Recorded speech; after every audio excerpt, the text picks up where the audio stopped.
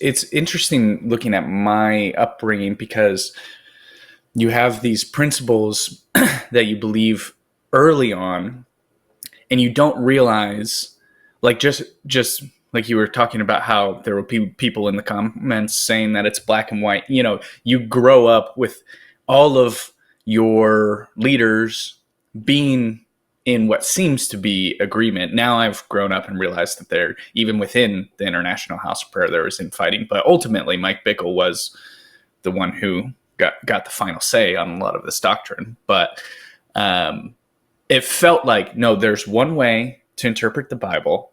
It clearly says this thing. And you would have people who were the numerologist, but I think Branham did this for a while too, where clearly that there are 7 sets of 700 years. And if you do the math, that you come to this date in the Gregorian calendar or something. And therefore May 17th, 1967 is the day that the tribulation comes. And then May 17th comes, and it's like, well, we forgot to carry the one here, and it keeps going. And to some extent, that would happen at the International House of Prayer. They were careful. They were more careful to not give specific dates. But the one thing that was always said by Mike and by the leaders at the International House of Prayer was that we were raising up, I was of the generation, but the generation before me, so my parents' generation, was raising up the last generation on earth. And that's as specific as you need it to be. My generation was going to be the final generation on earth. We were going to see the end times. My parents' generation was going to see it with their own eyes, and I would be of the generation right in the midst of this. It was going to be these millennials which now they must be really disappointed in the millennials, because they're not moving in prophecy and the spirit like we were supposed to do.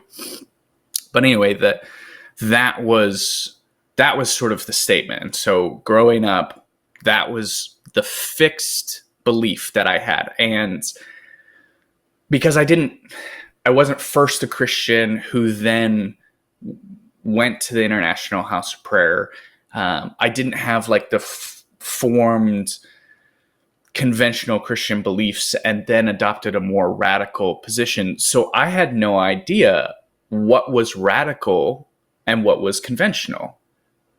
So the idea that Jesus rose from the dead was no more or less radical than the idea that the end times was going to happen during my generation. Those were of equal principles. And in fact, we probably talked about it at equal lengths.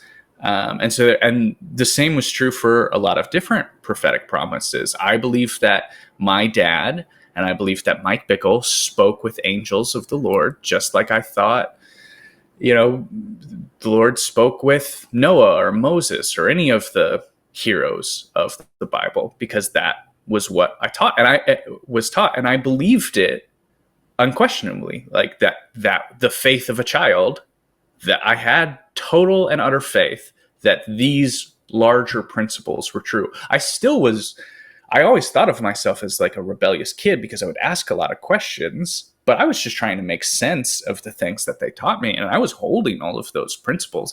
I didn't know that I could choose to not hold those principles. And now I think back on it, and I mean, even within the last couple of years, I didn't realize how fringe a lot of the IHOP beliefs were. I was talking with my sister, and I was like, we were a leaf on a twig on a branch of a tree in the midst of a forest. Like it was so specific. And there was people who would open up the Bible and say, look, it's clearly right there in black and white. And it's like, okay, well, if it's that clear in black and white, why is it no one thought of this until 1985? And why are we, I mean, there's only 1,000 of us who probably have this specific view.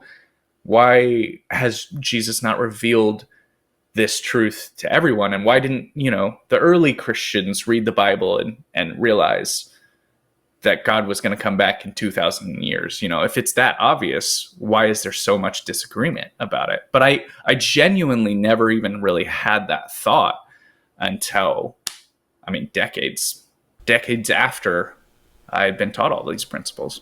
Yeah, see, I came to a very similar conclusion, but the path that I took to get there was much different. I want to know how things work. I'm the kind of guy who, when I got a radio for Christmas as a kid, I took it apart to see what's in it, right? That's the kind of person I am. And when I realized that not only were we a doomsday cult, we had this theme, which I think it's shared between IHOP and Branhamism, but we thought that there would be an end prophet for the age, which I guess that would be Mike Bickle in the IHOP circles. In Branhamism, it was obviously William Branham. But from the items of research that I published, I started noticing other commenters who were never associated with Branhamism or even IHOP or anything like this, making similar comments. Well, that prophet was obviously false. Our prophet is the prophet for the age, the last age. And so I went down this big study. Well, what does it even mean, last age? What in the world? How is that biblical? Because if you read the New Testament, it's not talking about things like this, right? Jesus is the answer. He's sending the Holy Spirit. So that went into a study of dispensationalism. There were numerous texts talking about how the 7 churches of Asia Minor, which were listed in the New Testament as the 7 churches, and the messages that went forth to the 7 churches. Well, there was a movement called dispensationalism, which added the word age in addition to the text of the New Testament. So everywhere where you read church, which was a specific location, you would instead read age, and it was a dispensation of time. And since there were 7 churches, they divided the world history into 7 different ages, and then the last age was apparently us. And so that led me into realizing that not only had they mentally trained my head to believe that we're in the doomsday, but they had mentally rewritten the DNA of the Bible to make me understand that instead of reading the Bible for what it says, which literally says I'm sending these apostles and missionaries to different churches around the globe, instead, those are ages, and we just happen to be in the last one, which is doomed. Right.